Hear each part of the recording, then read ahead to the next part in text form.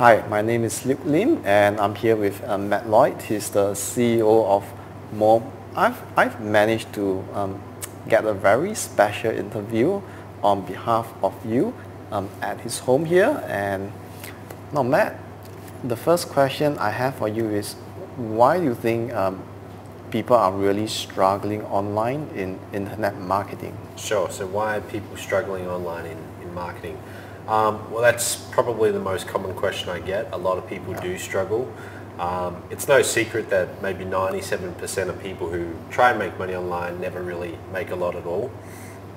I can answer that from a personal perspective because I got started 5 years ago and I've been pretty successful in the industry, but my first 2 years I was very unsuccessful.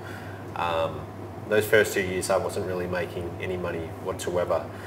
So for me to answer that, the reason why I wasn't making money when I was struggling, I was trying to do way too many things at once. And I think that most people do that. They try and take on way too many things at once.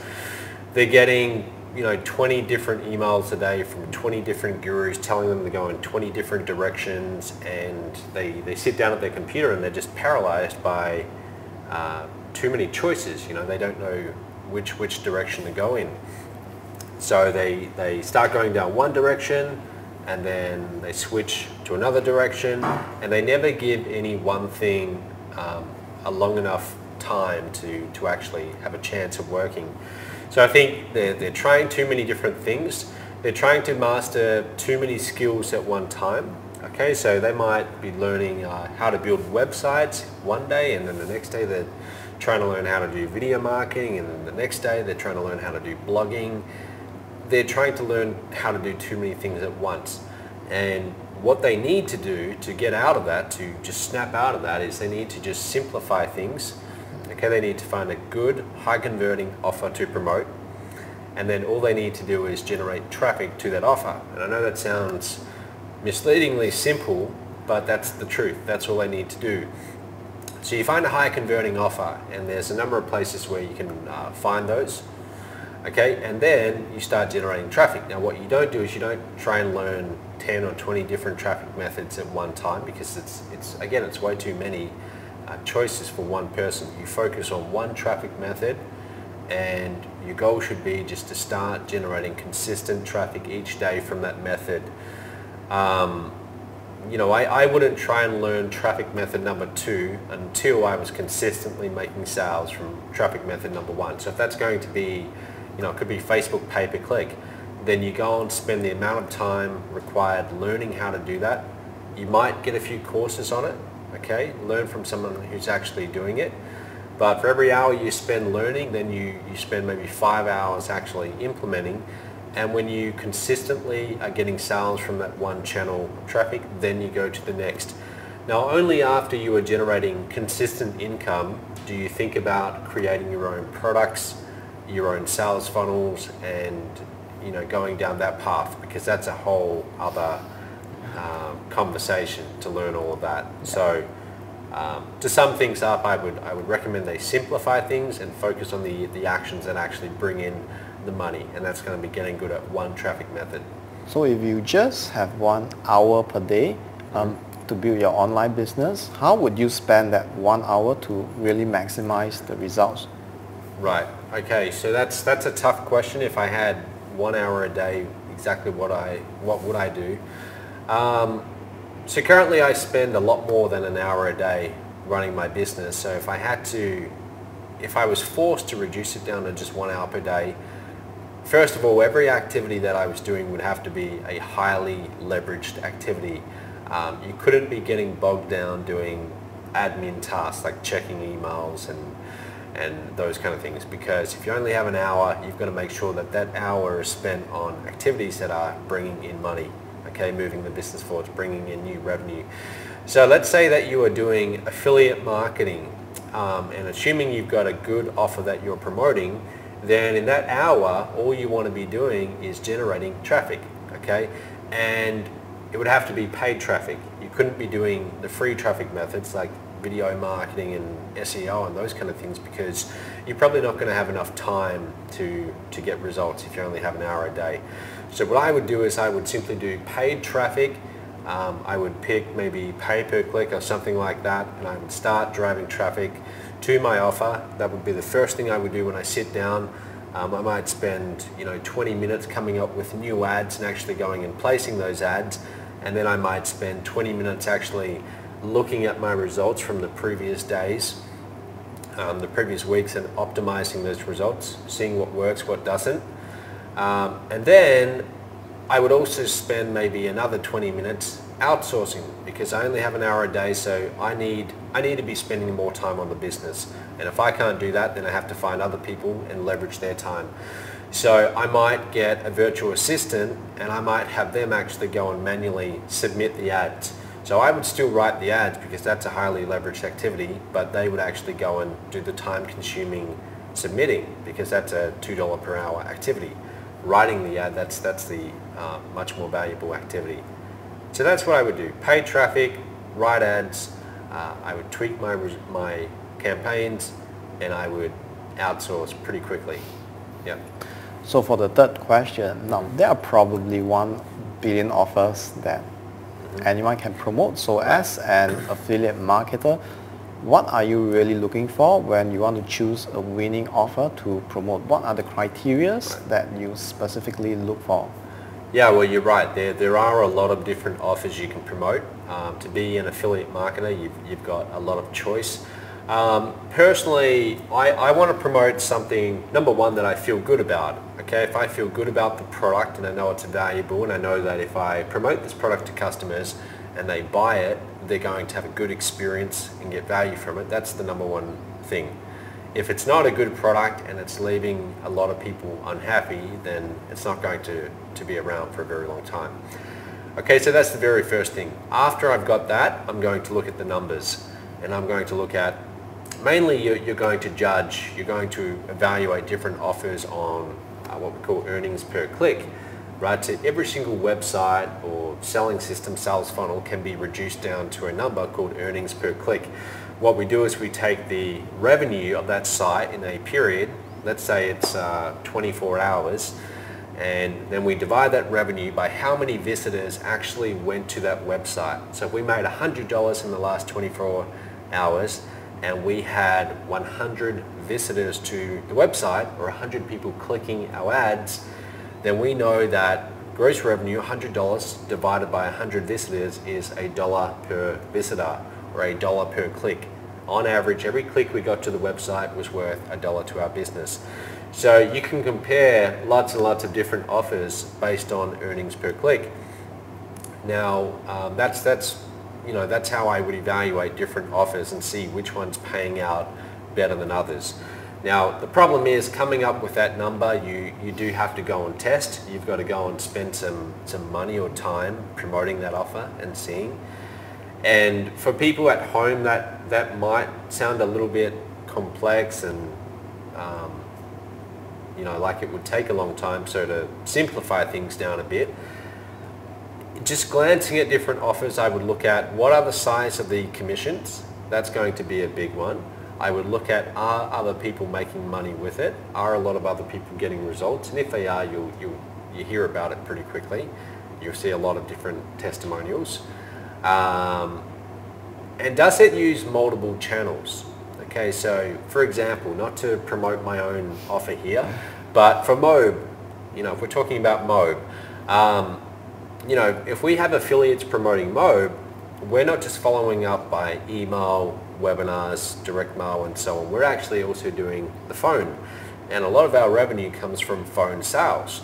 So let's say, Luke, if you generate a lead for Mobe, as I know you have, and then our phone sales team follows up with Luke's lead, we are going to offer our additional programs where they offer additional value to the client.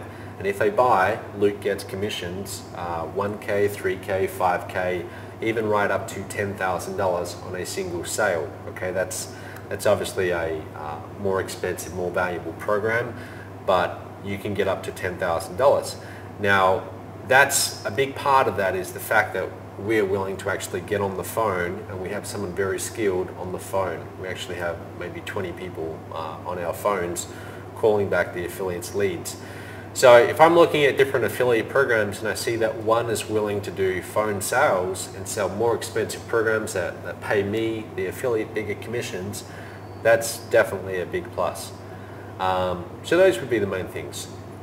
So the fourth question is, since we are talking about mob, I've heard some people who share with me that they are wondering if, since we have a lot of people promoting this product Sure. in mob, will there be any saturation? Will Right. it get really difficult to promote in the future? So what are your thoughts? Sure. I understand the concern. People see a lot of other people in MOB and they think, will it ever get to a point where there's so many people promoting MOB and we run out of customers, it gets saturated?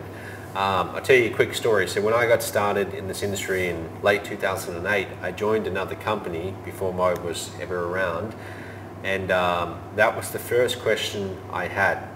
And I heard that there were, I think, 2,000 people in Australia in that company. And to me, that seemed like an enormous number.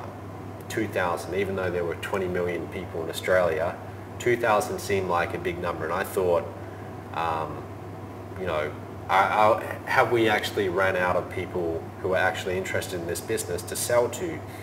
But then I started to think about it a little bit more in depth. And I realized that if we think about our target audience, primarily it's entrepreneurs and people who want to become entrepreneurs. Business owners who want to learn how to market, and also people who want to start their own home-based business. So, you know, we look out there on the streets of Malaysia. If we go out there during the day when it's rush hour and we see all the people walking down the streets going to their jobs, how many people are dissatisfied with their jobs? How many people would like to make a little bit more money? How many of those people would like to spend more time at home with their families? When you start asking those questions, you realize that it's a pretty high percentage of the population, okay? And the good thing about this niche, it's always self-replenishing. So as people age, you've got younger people now coming in to the workforce who now start to look for different ways to make money. Like me, I was maybe 21 or 22, about to go into the workforce, and I decided I'm going to go down a different path and become an entrepreneur.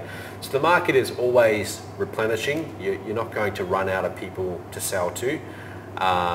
More and more people suddenly get sick of a job or what they're doing, and they go to Google and they type in how to make money online. So there's always more people to sell to.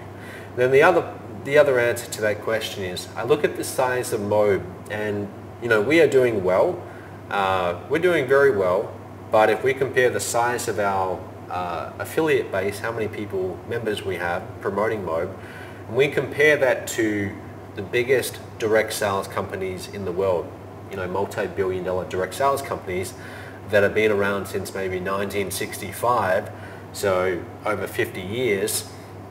I mean, some of those companies, they're still doing hundreds of millions of dollars per year in sales, okay? They're still finding people to sell to. And then you compare the size of MOB to some of those companies, we're not anywhere near that size yet. Okay, we've still got a long way. So as well as MOB is doing, we're still just a drop in the ocean. There's a huge market out there for everyone. And you can see that it's not going anywhere, it's not slowing down.